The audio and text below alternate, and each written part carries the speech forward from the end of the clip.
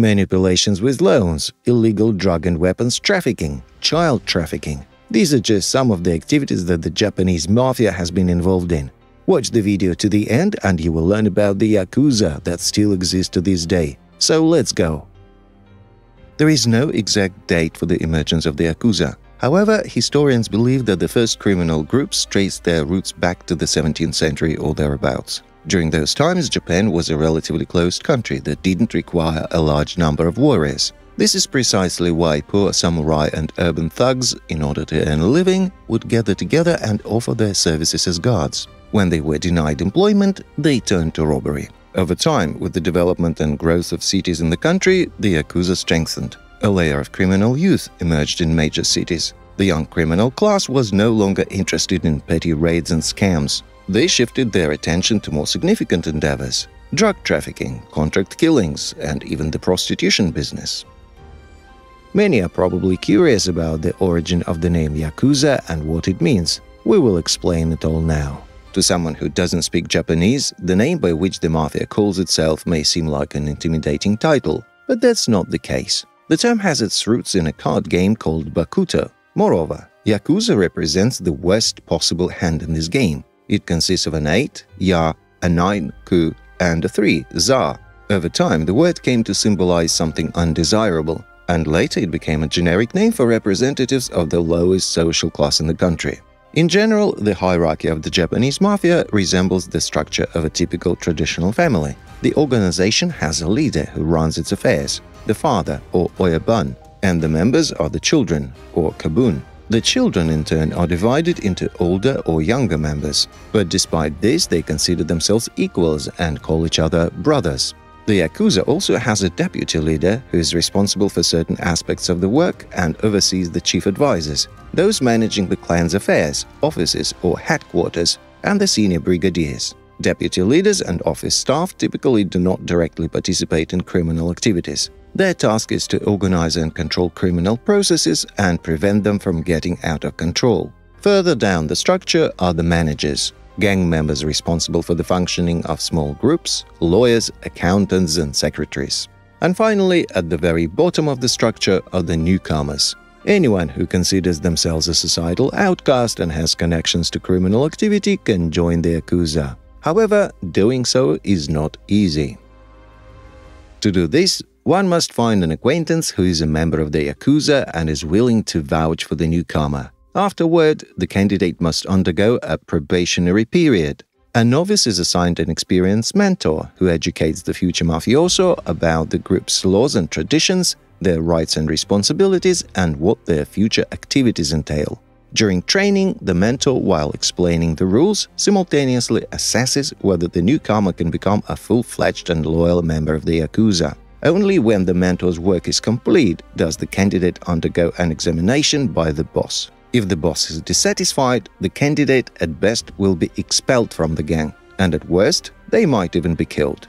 Traditions still hold a significant place in the Japanese mafia, and the initiation ceremony is one of them. Therefore, a newcomer who has successfully passed all the trials and earned the trust of the gang's father must go through initiation.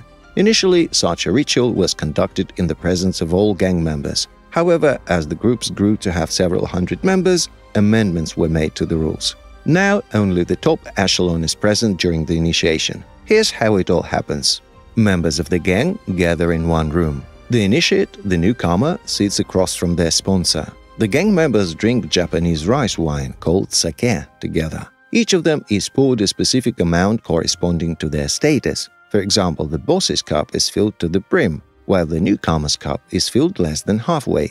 The shared sake drinking symbolizes the severing of ties with one's parents and other relatives and the acquisition of new family that the newcomer must now serve with faith and truth. It's worth noting that such rituals for the Yakuza are not just empty words. Members of the clan genuinely consider each other as brothers. They rush to each other's aid when needed and cannot tolerate betrayal. And now let's talk about the most ruthless Yakuza in the history of humanity. One of the well-known Japanese mafia clans was the Goto-gumi Clan. The leader of this enormous organization was Tadamasu Goto. His career began in 1972 when Goto served serious gangsters. However, after some time, this clever man became the head of the clan. The Goto-gumi Clan actively engaged in business. The clan managed to make deals in various sectors, including finance, construction, real estate, and even politics.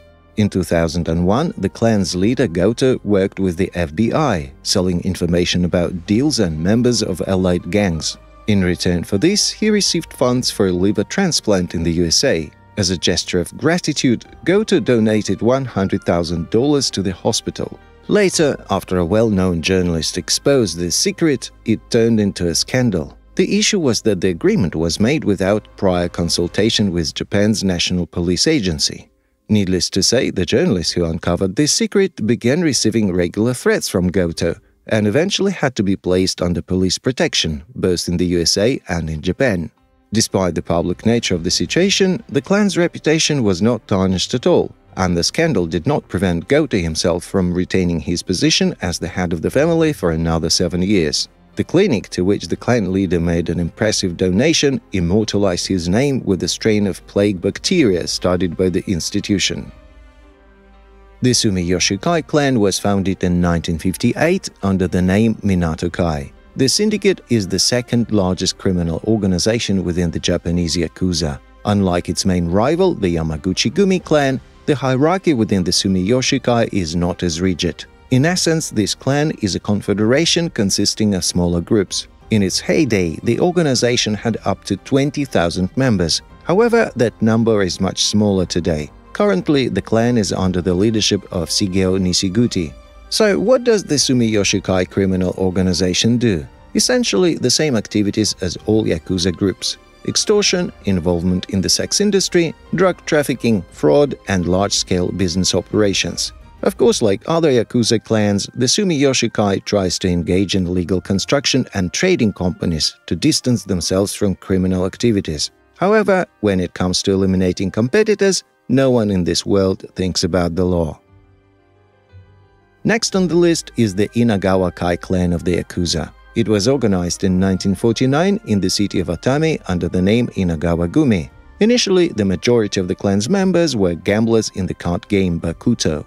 Naturally, during the early stages of its existence, the primary source of income for the Inagawa-gumi was gambling. However, later on, the clan turned to drug trafficking, extortion, and pimping. This group is considered one of the largest communities within the Yakuza. At different times, the organization numbered up to 50,000 people. The Inagawa-kai Clan reached its peak power in the 1980s under the leadership of Susumu Ishii. At that time, the organization's financial assets were estimated at $1.5 billion. In 2009, the headquarters of the Mafia organization moved from the Roppongi district in Tokyo to the northern Akasaka district. Both the Inagawa-kai Clan and the Yamaguchi-gumi Clan helped the people of Japan during times of natural disasters. After the earthquake and tsunami in 2011, the organization sent over 100 tons of relief supplies to the affected areas, including instant ramen soup, beans, tea, towels, blankets, batteries, flashlights, and drinking water. Currently, the organization is trying to focus more on legitimate businesses. However, despite their attempts to create an image of noble knights ready to come to the aid of those in need or shelter the destitute, they continue to engage in extortion, fraud, the trade of illegal substances, and businesses linked to prostitution, much like before. The founder of the Yamaguchi-gumi Clan was Harukichi Yamaguchi. It was his name that eventually became the name of the future powerful Mafia syndicate. However, initially the clan from Kobe was just a small family gang, consisting of a few dozen people at its peak. In the early years, they didn't even try to make a name for themselves and were content with very little. This continued until the family was led by Harukichi Yamaguchi and later from 1925 by his son Noboru Yamaguchi. However, everything changed in 1946 with the arrival of a new boss, Kazuo Taoka. He was the one who earned the nickname the Godfather of Godfathers. Taoka was born in 1912 into a poor family. His father died before he was born, and his mother passed away when he was just 4 years old. Relatives took care of his upbringing, trying to provide him with an education. However, Taoka didn't stay in school for long. At the age of 29, he joined one of the local Yakuza gangs. A few years later, he became a full-fledged member of the Yamaguchi-gumi Clan. Later, when leadership passed to Taoka, he changed the group's development strategy. He proposed legalizing some of their income. Of course, all their official businesses were just fronts. At the same time, the organization continued to develop classic sources of income, which accounted for the lion's share of their profits. The gang engaged in prostitution, smuggling, extortion, and high-interest rate lending, among other activities. This list could go on endlessly. The growing clan subjugated other smaller groups to itself. While they negotiated peacefully with some, they crushed others by any means available. After 20 years, the Yamaguchi-gumi absorbed or established close cooperation with more than 340 clans, and the organization's army numbered around 10,000 regular members. Taoka's goal was not only the smaller gangs. Expanding their sphere of influence, he preferred to act decisively, so he subjugated even major players. This is how the large Honda-kai group lost its independence, followed by the Korean gang Meiju-kai and colleagues from the Miyamoto-gumi. For a long time, the gang prospered. However, the situation began to change against the Yakuza after a high-ranking member of the Yamaguchi-gumi shot and killed the mayor of Nagasaki in 2007. The man acted not on the orders of the boss, but out of personal motives. He claimed that the city had refused to compensate him for damage to his car near a construction site.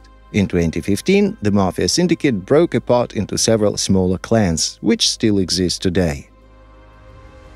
In recent years, the number of people in Yakuza clans has fallen to a minimal level – 18,000 individuals. Japanese law enforcement agencies are actively combating the clans, but they have not yet decided to engage in an open confrontation. However, this is entirely justified because where the Yakuza control the territory, minor crimes are virtually non-existent. In addition, the government understands that the attempts to eliminate the Mafia could lead to a bloody war, in which many innocent civilians would suffer. Modern Yakuza have somewhat lost their reputation as romantic and fearsome figures. They are mostly occupied with matters of social status and their businesses. More and more Yakuza members turn to doctors to somehow remove tattoos and disguise their mutilated fingers. Many mafiosi are transitioning into the category of business people. Today you can see these enigmatic Yakuza in person at the famous Sanja festival held annually in Tokyo. During the 3-day celebration, they proudly display their muscular bodies adorned with colorful tattoos. That's all for now. Have a great day and stay tuned for more interesting content.